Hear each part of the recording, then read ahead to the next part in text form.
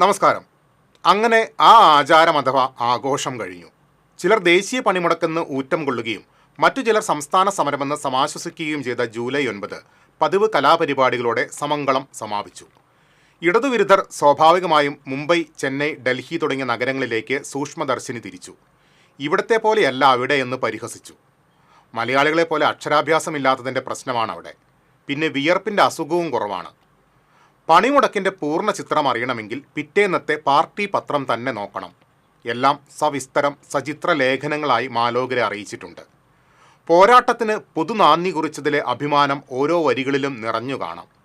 നവ ഉദാരനയ കാലഘട്ടത്തിൽ ഇന്ത്യയിലെ 22ാമത് പണിമുടക്കെന്നാണ് സാക്ഷ്യപ്പെടുത്തൽ. എന്നാൽ കഴിഞ്ഞ 21 എണ്ണം കൊണ്ടുണ്ടായ നേട്ടങ്ങളെക്കുറിച്ച് ഒരു വരി പോലും കണ്ടില്ല. എന്തായാലും കേരളം മുതൽ കാശ്മീർ വരെ തൊഴിലാളികളും ജീവനക്കാരും തെരുവിലിറങ്ങിയത് വരുംകാല പോരാട്ടങ്ങൾക്കുള്ള ഊർജമായി എന്ന വിശകലനത്തിൽ എല്ലാമുണ്ട്. രാജ്യത്തെ കോർപ്പറേറ്റുകൾക്ക് തീറെഴുതുന്ന ഭരണകൂടത്തിനെതിരെയുള്ള യുദ്ധത്തിൽ വെടിനിർത്തലില്ലെന്ന് ചുരുക്കം. ഈ സമരങ്ങളൊക്കെ ഉണ്ടയില്ലാ വെടികളായി കാണുന്ന ഭരണാധികാരികൾക്ക് മുന്നിൽ കാലം നീണ്ടു നിവർന്ന് കിടക്കുന്നിടത്തോളം ജനം ഇങ്ങനെ എല്ലാ വർഷവും ഒരു ദിവസം വീട്ടിലിരിക്കും. ജില്ലയിൽ അല്ലറ ചില്ലറ അക്രമങ്ങളും പോർവിളികളും ഒക്കെയായി പൊതുപണിമുടക്കിൻ്റെ തീവ്രത ചോരാതെ കാത്തു. LDF, UDF സംഘടനകൾ പണിമുടക്കിലായതിനാൽ പൊളിക്കാനുള്ള ദൗത്യം BJP അനുകൂലികൾക്കായിരുന്നു. KSRTCയിലെ BJPക്കാർക്ക് പണിയെടുത്തേ തീരൂ. ബസ് ഓടിക്കാനും പണം വാങ്ങാനുമൊക്കെ ഉത്സാഹഭരിതരായി എത്തിയവർ കരിങ്കാലി വിളി കേട്ടിട്ടും പിന്മാറിയില്ല. ജനത്തെ ബുദ്ധിമുട്ടിക്കാതിരിക്കാൻ മാത്രം ജോലിയെടുക്കാൻ തയ്യാറായിരുന്നു ഇവർ. എന്തു ചെയ്യാം, അവർക്ക് പണിയെടുക്കാൻ സാഹചര്യമില്ലാതെ പോയി. സ്വകാര്യ ബസ്സുകൾ തലേന്ന് തന്നെ പണിമുടക്കിലായതിനാൽ ആ ഭാഗം ചിന്തിക്കേണ്ടി വന്നില്ല.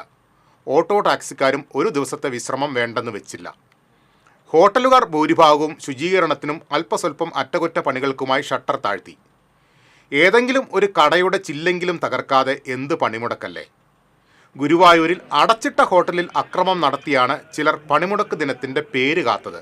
ഹോട്ടലിനടുത്തുള്ള ലോഡ്ജിൽ താമസിച്ചിരുന്നവർക്കായാണ് ഭക്ഷണം പാചകം ചെയ്തതെന്നും അടച്ചിട്ടാണ് നൽകുന്നതെന്നും ഹോട്ടൽ ഉടമ വിളമ്പിയ ന്യായമൊന്നും സമരക്കാർക്ക് ദഹിച്ചില്ല.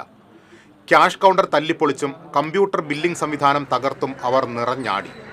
പോകുന്ന പോക്കിൽ CCTV ക്യാമറകൾ നശിപ്പിക്കാനും മറന്നില്ല.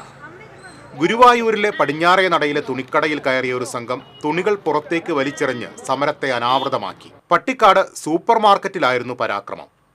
ജീവനക്കാരനെ മർദ്ദിച്ച പണിമുടക്കനുകൂലികൾ സമരത്തിന് എന്തെങ്കിലും പോരായ്മകളുണ്ടെങ്കിൽ അതും തീർത്തു. മെഡിക്കൽ കോളേജിലും ദുരിതക്കാഴ്ചകളുടെ രംഗം തന്നെ. പൊതുഗതാഗതം നിലച്ചതിനാൽ തുടർ പരിശോധനകൾക്ക് തീയതി ലഭിച്ച രോഗികൾക്ക് എത്താൻ കഴിഞ്ഞില്ല. ഇനി അടുത്ത തീയതിക്കായി കാത്തിരിപ്പ് തുടരും. ഡിസ്ചാർജ് ചെയ്ത രോഗികൾ വീട് പിടിക്കാനും ഏറെ ബുദ്ധിമുട്ടി. ചിലർ ഒരു ദിവസം കൂടി ആശുപത്രി പരിസരത്ത് തങ്ങിയ ശേഷമാണ് മടങ്ങിയത്. Thrissur mayor MK വർഗീസും സമരച്ചൂടറിഞ്ഞു. കളമശ്ശേരിയിലേക്ക് സ്വകാര്യ ആവശ്യത്തിനായി കാറിൽ പോവുകയായിരുന്നു മേയർ. നമ്മുടെ സർക്കാർ, നമ്മുടെ ഭരണം, നമ്മുടെ സമരം എന്ന ആത്മവിശ്വാസത്തിലായിരുന്നു അദ്ദേഹം. അങ്കമാലിയിലെത്തിയപ്പോൾ അങ്കക്കലി പൂണ്ട സമരഭടന്മാരുടെ മുന്നിൽപ്പെട്ടു.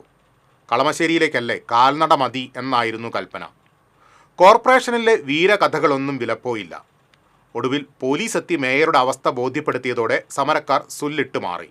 മേയർ യാത്രയാവുകയും ചെയ്തു. ഇങ്ങനെ ചില കലാപ പരിപാടികൾ ഒഴിച്ചു നിർത്തിയാൽ ആളുകൾ പണിമുടക്കിനെ എല്ലാവിധ ഉപദംശങ്ങളോടെയും ആഘോഷമാക്കി മാറ്റി.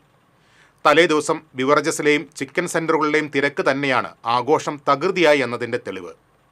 വീട് വൃത്തിയാക്കൽ, പരിസര ശുചീകരണം തുടങ്ങിയ പണികളും മുടക്കമില്ലാതെ നടന്നു. സ്വകാര്യ വാഹനങ്ങൾ നിരത്തിലിറക്കാതെ സഹകരിക്കണമെന്ന അഭ്യർത്ഥന മാത്രമാണ് യൂണിയനുകൾക്കുണ്ടായിരുന്നത്. എല്ലാം അടച്ചുപൂട്ടി കെട്ടിയതിനാൽ ആർക്കും വണ്ടിയെടുക്കേണ്ട. നിരത്തിലിറങ്ങിയ സ്വകാര്യ വാഹനങ്ങൾ കൊടി തടസ്സമൊന്നും കൂടാതെ യാത്ര തുടരുകയും ചെയ്തു. എന്തായാലും പഴയതുപോലെ ബന്ധും ഹർത്താലുമൊന്നും ഇല്ലാത്തതിനാൽ വർഷത്തിലൊരിക്കൽ വിരുന്നു വരുന്ന ഈ പൊതുപണിമുടക്ക് മാത്രമാണ് ഏക ആശ്വാസം. അപ്പോൾ പൊതുപണിമുടക്കുകൾ മുടക്കേണ്ട. പണിയെടുക്കാതെയും പണിയെടുക്കുന്നവർക്ക് പണി കൊടുത്തും നമുക്ക് മുന്നേറാം. വിപ്ലവം ജയിക്കട്ടെ.